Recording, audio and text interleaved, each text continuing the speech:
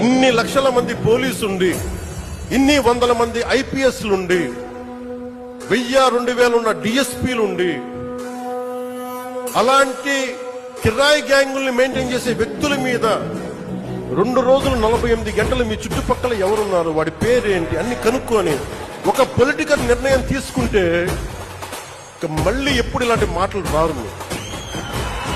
అక్కడ దాకా తీసుకెళ్ళకండి. సామాజిక మాధ్యమాల్లో కానీ విదేశాల్లో కూర్చొని వాగే వాళ్లతో సహా ఇక్కడ కూర్చొని భవిష్యత్తులో మేము వచ్చి మేమేం చేస్తామంటే, వచ్చినప్పుడే మీరేం పీకలేదు ఏం మాట్లాడతారు? ఇప్పుడు వచ్చినప్పుడే మీరేం పీకలా అంటే ఏమనుకుంటారు? మీరు కూర్చోబెట్టి మీరు బెదిరింపులు చేస్తే భయపడతాం అనుకుంటున్నారా?